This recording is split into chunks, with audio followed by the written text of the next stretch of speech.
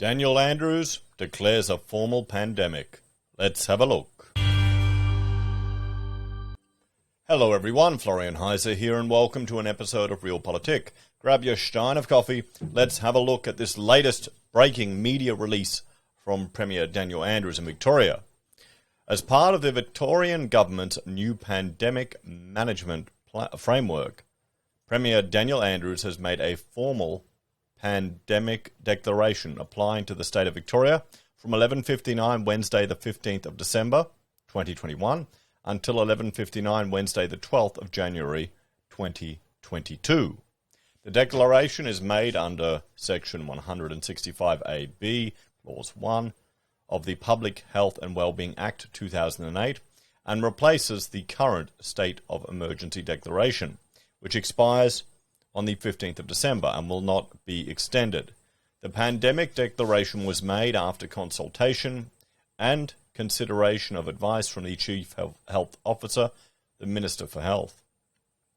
In making the declaration, the Premier was satisfied on reasonable grounds there was a serious risk to public health throughout Victoria arising from the coronavirus pandemic disease. In advising the Premier to make a pandemic declaration, the Chief Health Officer noted the widespread community transmission of coronavirus in Victoria and the presence of advanced cases in the community, a significant proportion of whom require supported care. The Chief Health Officer also advised protective measures were necessary to ensure the Victorian health system is not overwhelmed. The initial pandemic declaration can be renewed within 4 weeks. If the Premier is satisfied on reasonable grounds the pandemic continues to be a serious risk to public health. After the first declaration, further pandemic declarations can be extended every 3 months. The statement of reasons and the advice of both the Chief Health Officer and Minister for Health will be tabled in Parliament.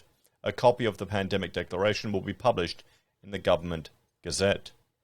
Once a pandemic declaration has been made, the Minister for Health has the power to make pandemic orders he considers reasonably necessary to protect public health. These powers are similar to the Chief Health Officer's power to make public health directions and are in line with the powers available in other jurisdictions across Australia. The new pandemic framework has strengthened parliamentary oversight with an independent joint investigatory committee and the ability for the Parliament to disallow pandemic orders. Pandemic orders are made after the Minister for Health considers the Chief Health Officer's advice and other factors he considers relevant, including social and economic factors. The orders will be published on the Pandemic Orders Register on the Department of Health website. Parliament and the Independent Pandemic Management Advisory Committee will oversee the operation of the new pandemic management framework. So let's see the quote that they've created here. We've learned a lot over the past 2 years. 2 years, everyone. Remember when it was just 2 weeks of this global pandemic? Now we're applying these lessons to manage pandemics in the future, support our public health system, keep Victorians safe, and keep our vaccinated economy open. Let's have a bit of a talk about this one, everyone. Well, this shouldn't really be a surprise to anyone here. In some regards, it is an improvement of just the emergency powers they had in place. At least there is some oversight here. At least there's some oversight. Hey, and there's an election coming up eventually. Anyway, guys, what do you think? Are you surprised?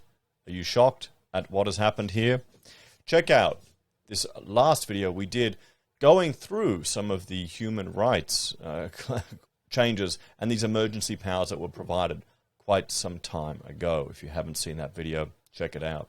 Take care, guys, and, well, I'll see you all in the next video. Bye for now.